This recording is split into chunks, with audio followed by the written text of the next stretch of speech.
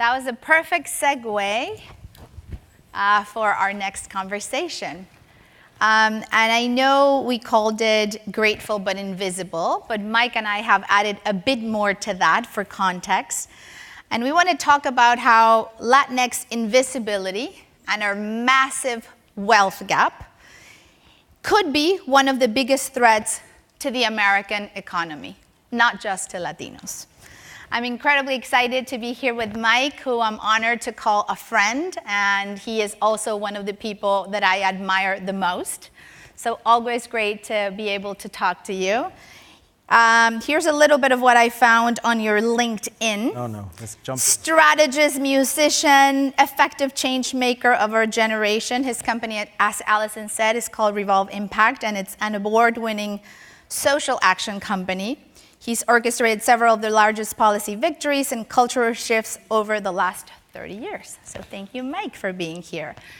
I am also going to open up with a little bit of data, just like Lily did, because I think when we talk about bias, I think it's completely normal for all of us to have some sort of bias.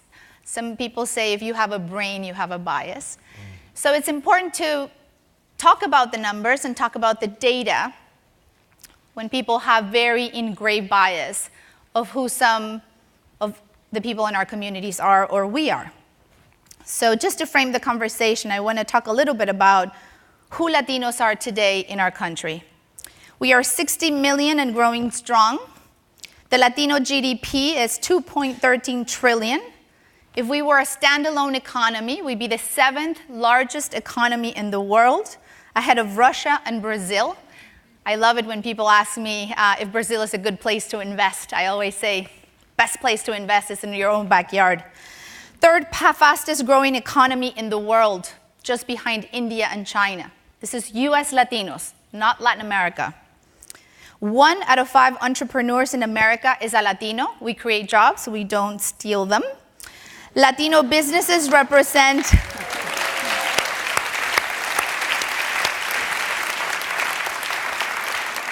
Latino businesses represent 86% of the total new businesses in America. 86% of the total new businesses in America. Without Latino businesses, there would be no growth in the new business formation in this country. We have 46% growth year over year versus 5% decrease in non-Latinx business. And we account for 85% of the US. We will be 85% of the US workforce growth in 30 years. 85% of the work, and we will be 30% of the population. And my last stat is a huge shout out for Latinas who are really crushing it in this country. It is Latinas whose growth rate in launching new companies is higher than any other demo, including white men. 87% growth for Latina-owned businesses versus 44% for African-American women, 10% for white women. All women are killing it versus white men, by the way. But yet, Latina women are the least funded.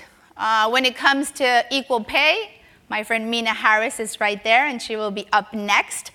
But I learned so much from her about Latina equal pay a couple years ago.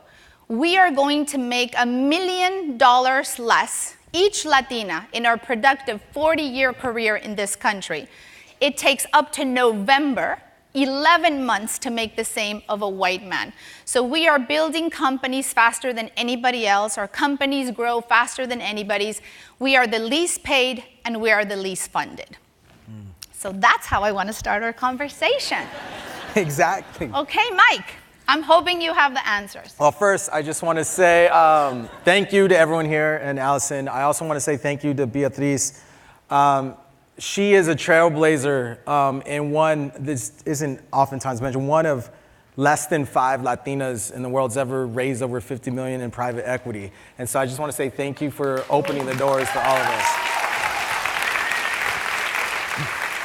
So we always have this conversation, so I'm going to pretend that there's not a lot of people in this room. But we usually have a bottle of tequila in the Bottle of tequila. That'll be imaginary here. So I think one thing is, I think the Latinx community overall is we've been seen often through a one-dimensional lens. So oftentimes we're portrayed either as the immigrant, the criminal, the housekeeper, and we're not really acknowledged for all the contributions that we continue to provide, not just to America, but to the world. And ultimately, to me, it's rooted in a deep-seated racist ideology that, unfortunately, this country and the systems and policies were created upon. And so that ultimately comes, to me, this whole summit is about the issue of power. And how are we going to be willing to share power or relinquish power? And I think that's something that's easy to say and harder to do. And I think when you look at where we are in decision making, we're very few and far between. And I think that contributes to this invisibility. And this is coming completely out of a place of love. Those of you that know me, my heart is probably too big. But I live in a city proudly as a person of Mexican descent. And even with like Pledge LA, like representation matters, for example. And when I watched like the video, I didn't see myself reflected as a brown-skinned person. And those are kind of the things that happen, not intentionally, but implicitly, again, because I think that we live in this white and black binary. And even within that, within the Latino community, we're rich, we're black, we're Muslim, we're everything, but we're not seen because we're oftentimes typecasted in these single roles. What about taking our own responsibility in a way? Because I know you have a very different perspective than I do. I think, when I think about equal pay, for example, right, I really have a hard time believing that anybody wakes up and thinks we're going to pay the Latina women less. Yeah. I think there's some cultural barriers or some things that we grew up with that we as Latinos have very ingrained in the way we behave, and specifically the women, Latinas. I mean, in general, I think we have a very much of the immigrant mentality where we're very grateful, hence the title of the conversation. We're grateful for the opportunity. We were told by our parents, by our grandparents, you should keep your head down, you should be quiet, you should be grateful. And just specifically for the girls, they have an incredible phrase that says, calladita te ves más bonita, which means when you're quiet, you look prettier. And it's not for the boys, it's just for the girls. So when you're quiet, you're prettier. And I have to say that I have a hard time personally asking for what I think is fair. I am beyond mortified when I have to ask for compensation, when I have to ask for equity, when I always think like, oh, you know what, I'll have what he's getting. That's always a good hack. But I do think that we also need to take that responsibility, because it's easy to say, well, you know, well, it's unfair or it's racist but we have to start teaching our own children, and specifically our girls, and it might not just be a Latino issue or a Latina issue. We heard it before in the beautiful poem of like, you should be quiet, right? We're not worthy of speaking up. And I think that's something that really hurts our communities. And I do think that creates a lot of this invisibility. I've gotten a little bit better, and I raise my hand more now when I'm like, where are the Latinos? Where are the Latinas? And sometimes the answer I get is like, well, you're here. I'm like, well, I'm here, but there's 20 people here, and we're half of this city, so I don't see 9 other Latinos represented. I know there's always like, well, we can't find the Latinos, like people can't find the women. We're just half of the city, so I'm sure people look, they can find us. All right. But your perspective is different. Your perspective is not so much, you know, let's sort of like own it and do better with the next generations. You think there's more to that? Yeah, I mean, I definitely owning, but I'm very, very much aware. We get invited to a lot of things in a lot of rooms, and I feel like I get invited, number 1, because I'm white passing. Number 2, I'm a man. Number 3, I grew up middle class. I didn't speak English till I went to school, and the reason why the only way I could communicate was in Spanish, but I stopped learning because my parents stopped speaking Spanish to me because they understood the way the mobility, unfortunately, because of bias and racism was to try to be as white as possible. And so I feel my responsibility is being given access is to open up the doors and not necessarily come into spaces, but how would people feel with a dark-skinned, tatted up cousin of mine who's more brilliant than I am? Would they allow or even think or consider that person to be on a decision-making board or come to a conference like this? So I feel like our responsibility is really to open up the doors, put the margins to the center. Someone said it earlier, we're here during Pride Month, which started because of an incredible uprising of queer folks 50 years ago. And we benefit from those that are sacrificing their bodies every single day. And then it's touched me as a father. I have 2 kids, a 6-year-old son and a 15-year-old daughter. And my daughter is darker skinned than I am. And it kills me that it could be 90 degrees outside and she'll still be wearing a long sleeve hoodie because she's embarrassed of her dark skin. And that anti-blackness is so real. And so the responsibility is each one of us, including myself, recognizing that it's taught to us, it's all around us, it's when we enter into any positions.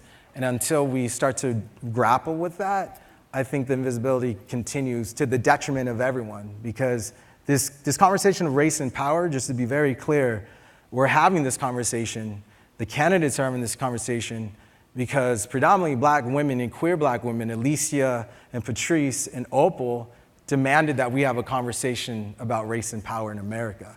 And so I just want to recognize and thank all those that push us to be greater than we are. And I think my personal responsibility is to share that history that we don't want to really talk about, but also it's a real thing where people's lives are on the line every single day. So when we talk about tech, whether it's in the 510 or 310, if we don't figure this out, there's an entire generation of folks, and it's not just us it's all of us that will not have access to, if you still believe in an American dream, but have access to equality in the true sense of its word. Right, and I think it's extraordinary that we make so much progress when it comes to gender equality, diversity as a whole. But it's concerning when you think about Latinos becoming 85% of the growth in the workforce in our country in 30 years and becoming 30% of the country. If our wealth gap continues to be 10 times less, if we are the ones who get not the 2% that goes to diverse founders, but the 0.2% that goes to Latinx founders, it's going to be a massive economic problem for everybody. So I also want to encourage everyone that we're not sort of put in a box that's called diversity and doesn't really invest in an equitable way in how the country looks, in how people are growing, are given opportunities to be at these tables, are inside VCs. And again, I go back to a lot is on us, because when Allison mentioned the internship in Austin for Pledge LA, we put up the word of, it's for you, it's for primarily black and brown kids. And we had hundreds of applicants who were African American kids, and we had one Latina girl apply. And so, how does that work out? And I hear it all the time at accelerators, the Latinos don't show up. So there's some resources, but also we have to be mindful of how the messages are being conveyed. How do we feel or not feel that we belong, right, that we're really invited into those tables and into those conversations? So I think that's an important thing to keep in mind.